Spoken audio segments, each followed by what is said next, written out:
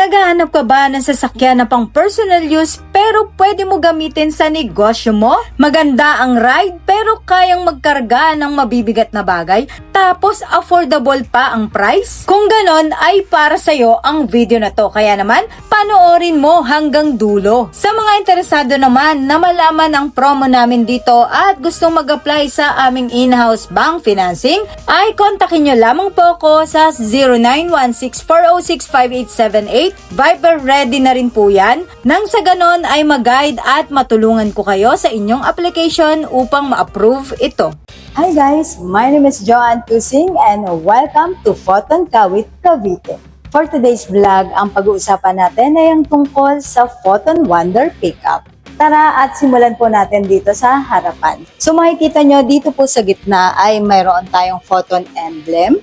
Very elegant tignan kasi meron siyang two-tone accent, black and silver po. Dito naman po sa headlamp ay naka-halogen siya and meron siyang silver accent dito sa gilid. Kaya naman ang very attractive and elegant tignan. At sa bandang gitna ay mayroon siyang photon accent din. Then dito po sa bandang ibaba ay mayroon tayong LED daytime running lamps, which is additional design po siya and very attractive for added safety rin dahil dagdag liwanag siya. And dahil LED po ito, kaya naman tumatagal ang lifespan ng ilaw. Bukod dyan ay meron din tayong front fog lamps. Additional liwanag din siya kung sakaling maulan or nasa mahamog na area tayo. Added liwanag po siya para mas madali natin makita yung daan. Grabe, unique din yung design ng ating grills and matte black finish po siya. And kung sakali naman po na mas stuck po tayo sa daan, ay huwag kayong mag-alala dahil mayroon po tayo ditong tow hook. Sa pagbukas naman po ng hood, ay dito po natin bubuksan. Dito po yung ating coolant, brake, fluid, at wipers water. Dito naman po sa ilalim ng driver seat, ang engine po ng ating Photon Wonder ay 1.6 liter at emission na Euro 5. Ang maximum power nito ay 118 horsepower at 5,600 RPM at ang maximum torque naman ay 152 Nm at 4,400 RPM.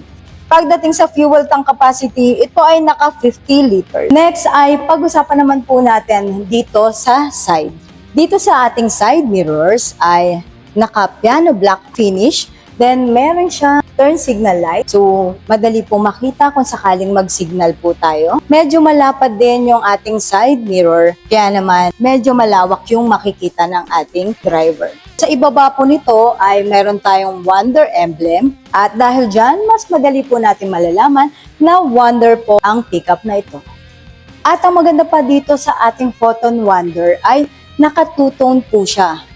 Cream and light blue ang color niya. So, very attractive po tignan and talaga namang napakaganda.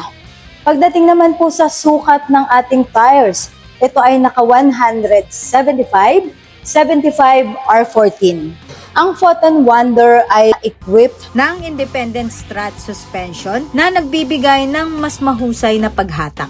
Dahil dyan, komportable at hindi masakit sa ulo ang ride experience. Then, dahil naka-leaf spring po ang ating rear suspension, kaya naman, kayang-kaya kahit medyo mabigat yung ilalagay po natin dito sa cargo area. Pagdating naman po sa front brakes, ito ay naka-disc brake. At dito naman po sa likod ay naka-drum brake. Tara at pag-usapan naman po natin ang interior. Simulan po natin dito sa driver side. Dito po sa door panel ng driver side, ang material po ay durable hard plastic. Unique ang design ng indoor handle, dark gray and blue accent po siya. Dito po sa side na to ay naka-piano black accent, kaya naman elegant tignan. Ito po ang ating switch sa lock and unlock ng door, lock ng ating windows, then switch po ito dito sa driver side and passenger side na power windows. Dito sa bandang ibaba ay mayroon tayong bottle holder at yung speaker po natin. Pagdating naman po sa seats, ito ay naka-manual adjust, forward and backward. Then, natitilt po siya, manual adjust din. And ito po yung ating lumbar support, naka-manual adjust din.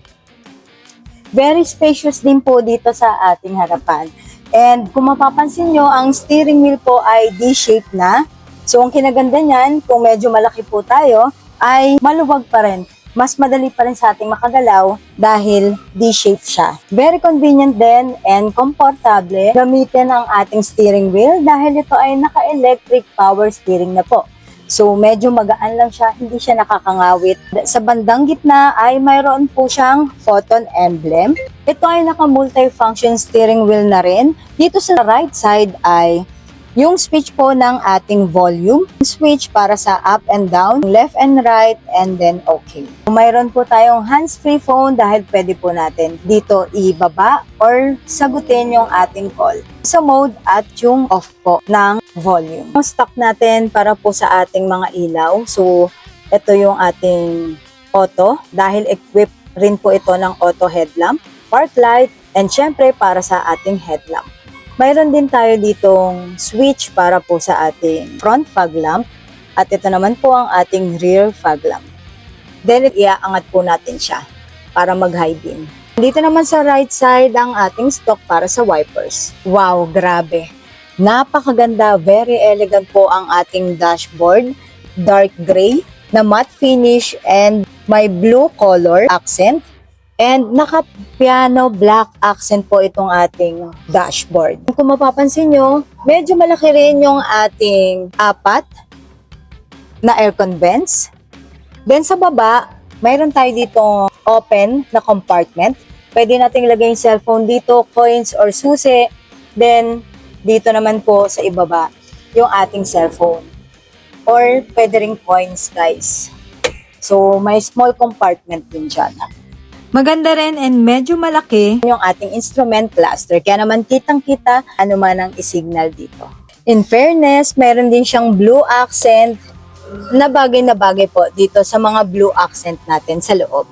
Grabe, kahit maliit tong pickup natin and kahit very affordable siya, equipped po ito ng 9-inch touchscreen infotainment system with Bluetooth connectivity na po. Kaya naman, very convenient sa atin ang sumagot ng phone dahil nakakonect dito yung ating cellphone and meron siyang hands-free phone tulad ng sinabi ko po kanina.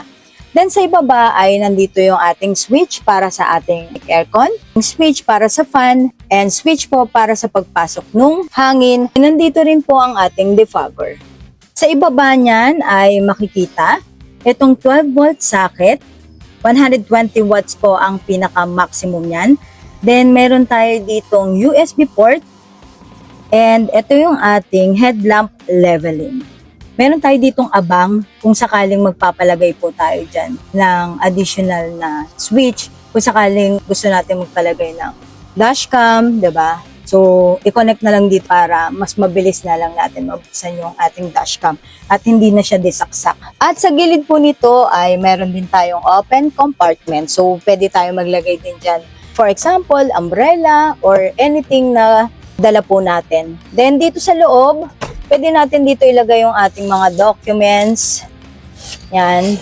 Lalo na po yung service booklet natin, delivery receipt, or iba pang bagay na bit-bit po natin. So, malaki naman po yan. Ang ating rear view mirror ay naka-manual adjust at dito po natin yan i-adjust. Ang sun visor po, dito sa driver side ay mayroong ticket holder. Then, dito sa passenger side ay wala siyang sun visor pero mayroon po tayo ditong compartment. So, pwede rin natin lagyan ng iba pa nating gamit or documents. Ito naman po, medyo malaki rin yung ating ilaw, yung ating map light. So yan, on lang natin, medyo maliwanag din siya, may option pa. Dito po sa gitna, makikita natin na mayroon tayong center console armrest, leather, and meron siyang blue stitching accent. Okay, para tumugma rin siya dito sa blue accent ng ating seats, ng ating interior. At pag binuksan natin yan, maliit lang yung compartment niya pero okay na rin. Naka-manual handbrake po tayo. Sa ibaba niyan ay Pwede nating lagyan dito ng ating mga, kung magda-drive-thru tayo ng pagkain, or pwede rin ng cellphone or iba pang gamit. Ang ating Photon Wonder ay naka 5-speed manual transmission po. Dito naman sa ibaba niyan ay mayroon ding open compartment. Actually, medyo malaki siya at malalim. So, marami tayo rin mailalagay dito. Dito naman po tayo sa second row. Dito po sa door panel ng ating second row, may matte finish na silver indoor handle. Piano black accent ang armrest with photon accent. And syempre, durable hard plastic. And kung mapapansin nyo, dalawa lang po yung switch na mayroon doon sa driver side pagdating sa power windows. Dahil dito po sa ating second row door panel ay naka-manual adjust po. At ito po ang ating switch para i-adjust ng manual itong ating window. Very spacious naman po dito sa loob. Kung mapapansin nyo, malawak ang legroom and malawak din po ang headroom. Si Juicer po ay 5'6" in height at kung mapapansin nyo, malawak pa rin ang space sa legroom at kahit po sa headroom. So meaning kahit 6-footer po dito ay kasyang-kasya po. Pagdating naman po sa materials ng ating seats, ito ay naka-fabric, pero two-tone po siya dahil gray and blue siya with photon accent po dito. Kung mapapansin nyo, fixed po yung ating headrest, pero dito po sa second row, ito po ay adjustable. Para naman po sa safety, may mga seatbelt po tayo dito sa driver side at dito po. So yan. Kung sakali naman na biglang preno ang ating driver, huwag kayong mag-alala dahil mayroon po tayo ditong grab handle sa magkabilaang side, pati dito sa passenger. So kung mapapansin nyo, wala dito sa driver side kasi hindi naman po niya yan magagamit. Sa safety ng bata ay mayroon po tayo ditong child lock. Makikita ang ating gas tank dito po sa right side at ipipress lang po natin yan.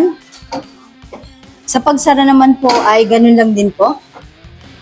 Yan. Kahit maliit po itong ating Photon Wonder, ay napakataas din ng kanyang payload capacity dahil kayang-kaya nito ang 915 kilograms. Then, kung paano ito buksan ay dito po natin bubuksan. Ganyan lang siya. Then, dito sa kabila. Kung sakaling dito lang po yung ating ibababa, pwedeng dito lang yung ating buksan. So, pwede po natin siyang buksan lahat. Ganon din dito sa kabila. Yan. So, napakadali lang po ibaba lahat ng ating mga gamit kung bubuksan natin siya lahat. Pero, kung gusto niyo po na dun lang sa side na yon, ay pwedeng-pwede kahit dun lang po yung ating i-open. So, sa pagbalik po nito ay ganito lang din. Yan siya. Ganon din dito sa kabila. Ayan po.